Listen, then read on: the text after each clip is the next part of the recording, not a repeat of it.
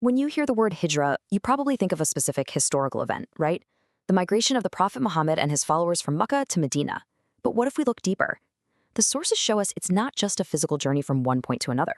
It's actually a profound spiritual roadmap, and it's filled with timeless lessons on sacrifice, divine promise, and our ultimate purpose. So, let's unpack what that really means. So let's start with one of the most powerful things that can motivate anyone to take on a difficult journey, a promise. For those who were leaving their homes, their families, everything they knew and loved, this wasn't some blind leap into the unknown. It was a step taken with full faith in a divine guarantee. And here is that promise. This verse, wow, it just captures this feeling of boundless possibility. It's like picturing a vast open landscape bathed in the golden light of a brand new day. The message is just so clear. When you leave something behind for God, it doesn't lead to loss. It leads to abundance, to a spacious earth waiting for you. What's so important to understand is how real and practical this promise was. This wasn't just a nice metaphor or some abstract idea. The source material shows us that it became a tangible, concrete reality for the emigrants, and it addressed their most immediate, most pressing needs. I mean, think about it. These people were driven from their homes, and they lost everything. So this divine provision, it included a share in the spoils of war to give them back some security. It meant safety from the terrible persecution they were fleeing, and it gave them the incredible gift of a new, loving, welcoming community. They literally traded a life of constriction for vastness and fear for safety. But this whole journey wasn't just about external physical sustenance. The Hijrah also offered these profound internal rewards.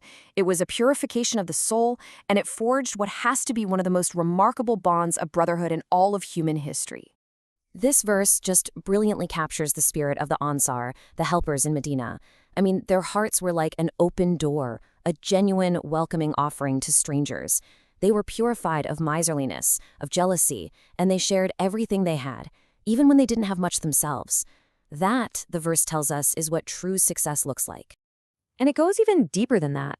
Beyond building this amazing community, the act of Hijrah offered an incredible personal gift, a spiritual reset button, a chance to completely, totally wipe the slate clean. So here's the crucial point. This immense physical sacrifice, being driven from your home, facing all that hardship, it was met with an equally immense spiritual reward.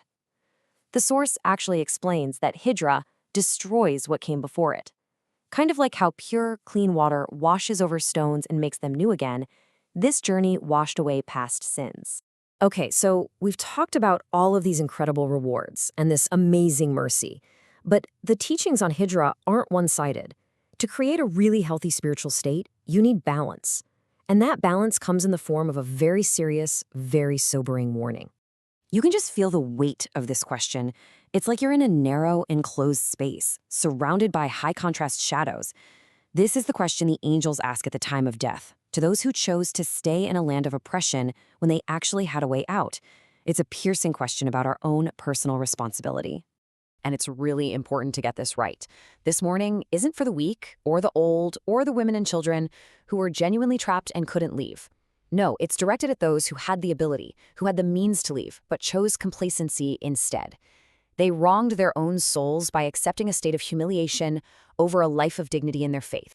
And that's really the wisdom behind it all, you see. The promise of reward inspires hope, and that motivates us to obey out of love. But the threat of punishment, that inspires a healthy fear, which keeps us from falling into sin.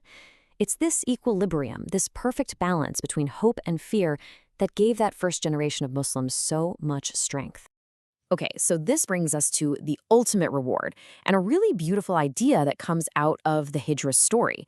And it's this. Sometimes the sincerity of your intention can carry you even further than your own 2 feet can. And there's this one story that just perfectly illustrates this whole principle. It's about a man named Damrah ibn Jundub, and his story is such a powerful lesson in God's immense mercy and the incredible value of a pure intention. So picture this. Damrah was old and he was very sick. He knew he couldn't possibly make the long journey on his own. So he told his sons, "Carry me." They set out, but along the way, death overtook him. And just before he passed, he made this final gesture, striking his hands together, dedicating his pledge and his entire migration. He never reached Medina, but in that one moment, his journey was accepted as complete. And this brings us right back to a verse we saw earlier. The sources tell us that this verse was revealed specifically because of Damra's story. It's this beautiful confirmation that his reward was guaranteed, not because he reached the destination, but because he left his home with the sole purpose of trying to reach it. His effort, his intention, that was enough. So we've talked about worldly provision. We've talked about the forgiveness of sins. We've even talked about an eternal place in paradise. I mean, what could possibly be greater than all of that?